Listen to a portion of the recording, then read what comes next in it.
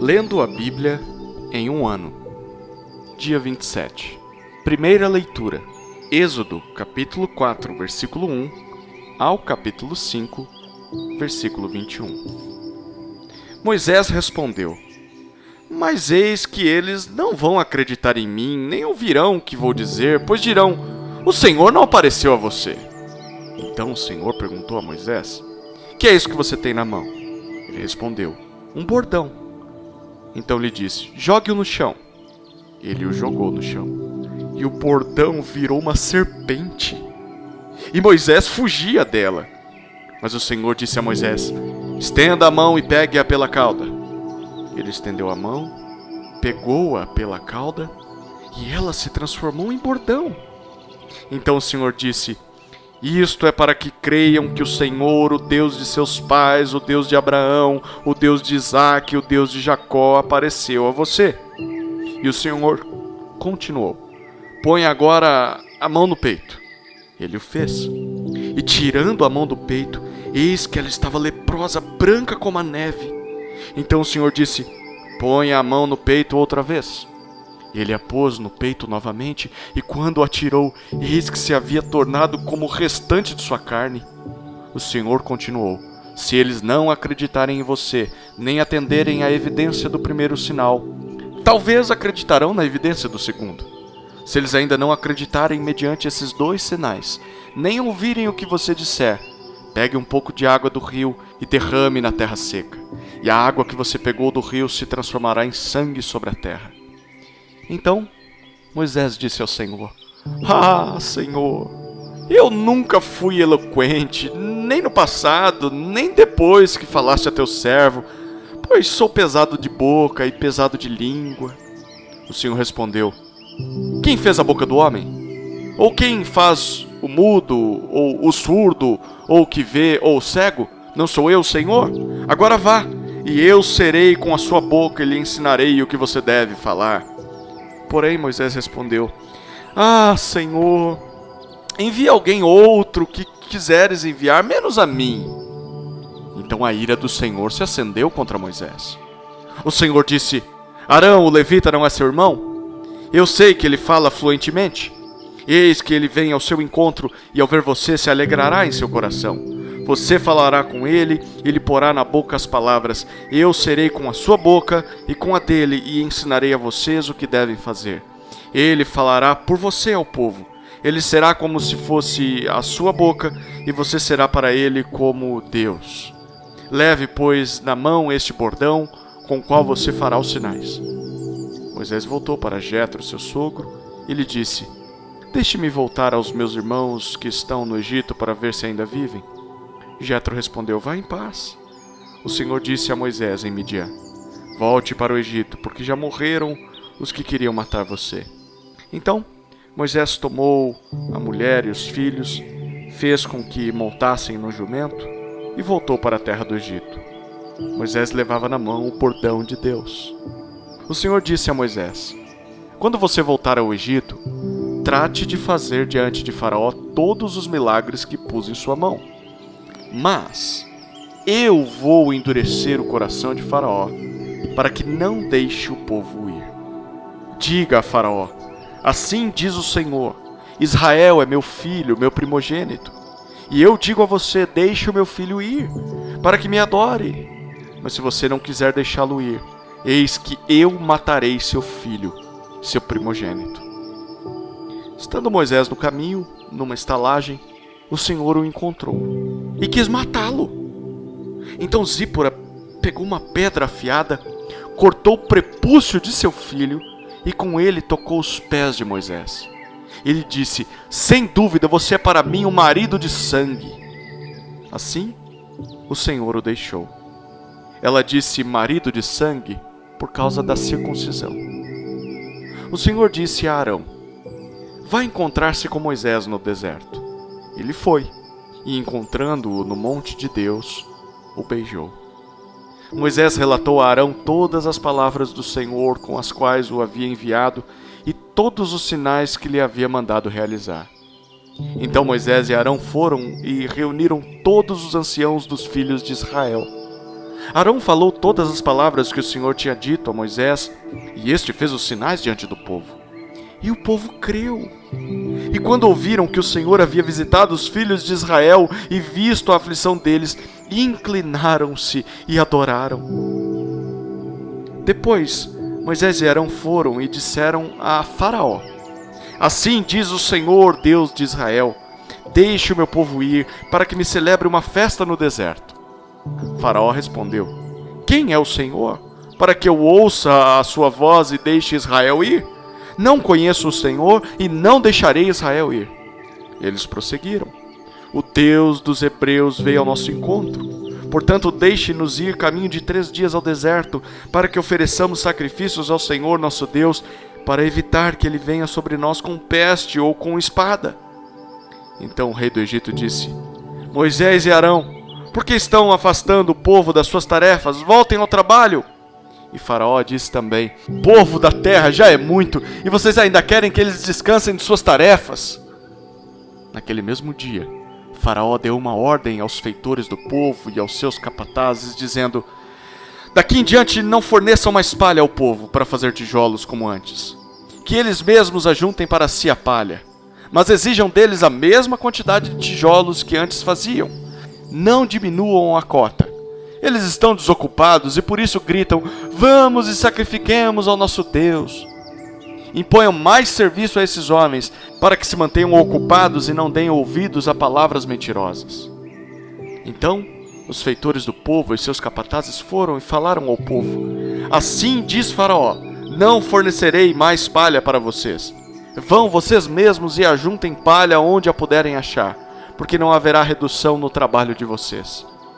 Então o povo se espalhou por toda a terra do Egito para ajuntar restolho em lugar de palha. Os feitores os pressionavam, dizendo: Terminem o trabalho de vocês, a tarefa do dia, como quando havia palha.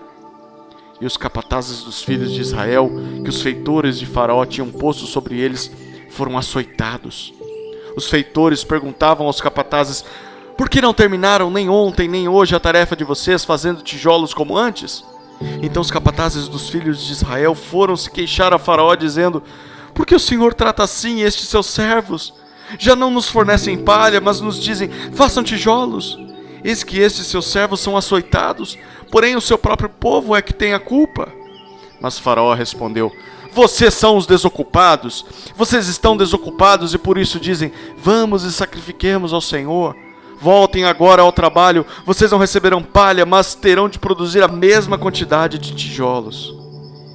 Então os capatazes dos filhos de Israel se viram em aperto, porque diziam eles: Não haverá redução na quantidade de tijolos na tarefa diária de vocês.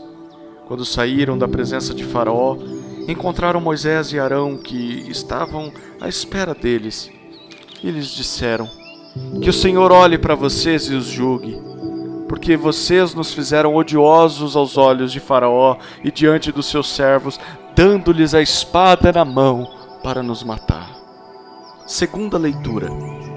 Mateus capítulo 18, versículos 1 a 20. Naquela hora, os discípulos se aproximaram de Jesus e perguntaram: Quem é o maior no reino dos céus? E Jesus, chamando uma criança, colocou-a no meio deles e disse: Em verdade lhes digo, se vocês não se converterem e não se tornarem como crianças, de maneira nenhuma entrarão no reino dos céus.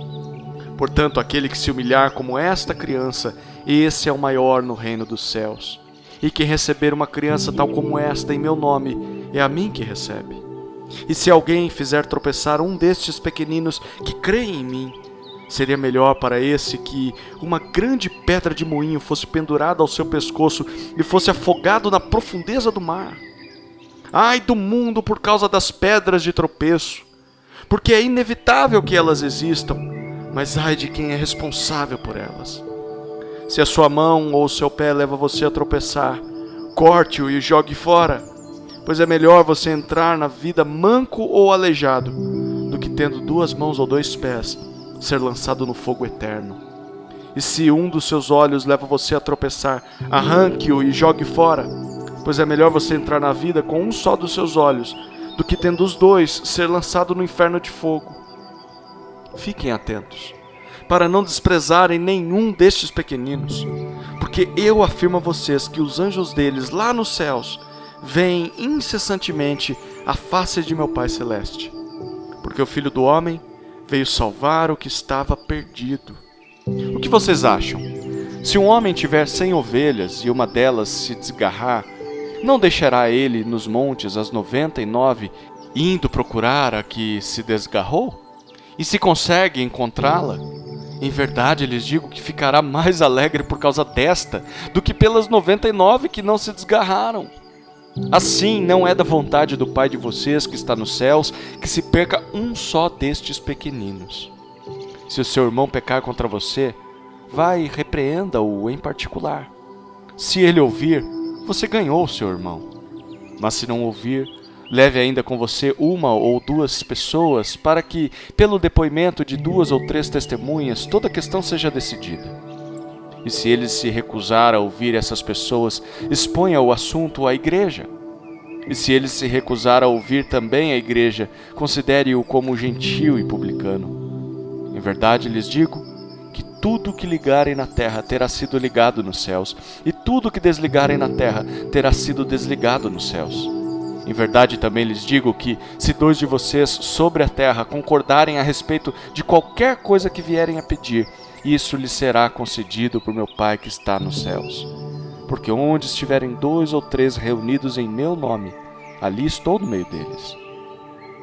Terceira leitura. Salmos, capítulo 22, versículos 19 até 31. Tu, porém, Senhor, não te afastes de mim. Força minha, apressa-te em me socorrer.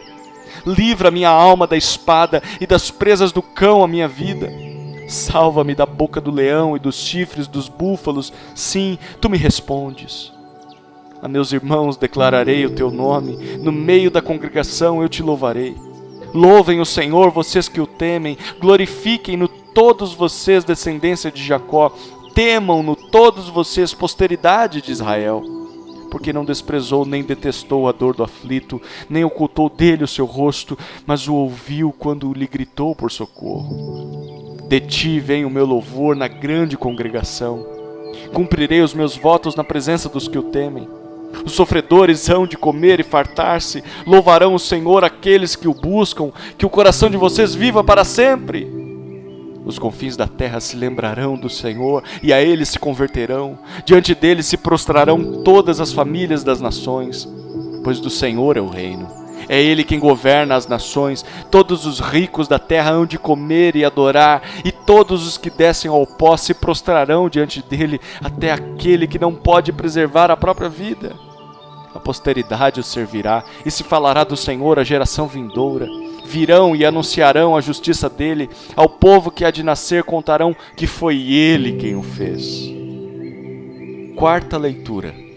Provérbios, capítulo 5, versículos 15 até 21. Beba a água da sua própria cisterna e das correntes do seu poço.